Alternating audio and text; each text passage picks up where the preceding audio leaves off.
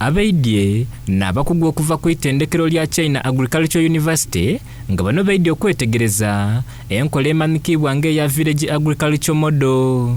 Bano omulimu omukwira ogubaleese okutuuka wano n'ogw'okwetegereza ebyalo ebyalondebwa mu disitulikiti ed'endawulo omuli disitulikiti y'e Namayingo, Mayigo okwotaku ne disitulikiti y'e Kamuli. Ino enkola eno tulijjaniriza ino mu Namayingo. Akulira ekitongole kya Busoga Consortium ngono ni Anthony Mula einongweire omulimu we gwidde okutambula. Tweyungibwaku tiimu eno delegation eno ng'ekulibwamu omukugu era nga profesa mu nsonga ed'ebyobulimi tujja kuba nabo tujakyalira ebyalo bino boogere ku n'abantu babone biki ebirimibwa awooni tube nga tusobola okuba n'entandikwa ey'okukubaganya ebirowoozo n'abantu abo ebyalo ebyo tuyisanye ku ngeri gye tujja okutandikamu enkyukakyuka ya Busoga. Ono agaiseeku yakoba nti bano okumala okulambula mu byalo bakweko baana basobola okutongoza enkola eno mu butongole. Oni ku lwokubiri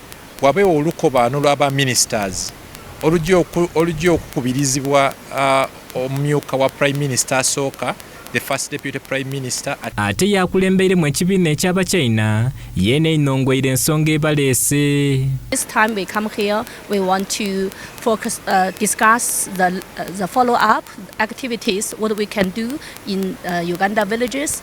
We try to do some solution for village development in 3 demo villages in Busoga district. Amyuka gavana w'omukago gwa Busoga Consortium yeena ategeezezza nti beeteeseteese bukalamu ino.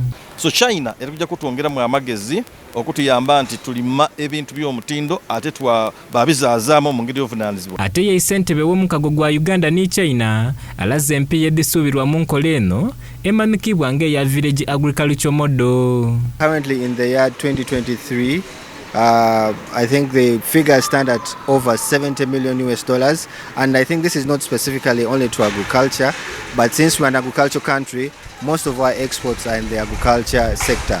But our exports are upwards of $70 million to China. Enkola emanikibwa ng'eya village agriculture model nkola mpya kangeri kutandika butandike mu Busoga era ng'eringirirwako okuleeta empiya mu maka g'abantu mu ibbanga lya myaka 2 gyonka. Samuel Mwesgwa nakusakira emboozi eno ku lwa Baba TV Makonde.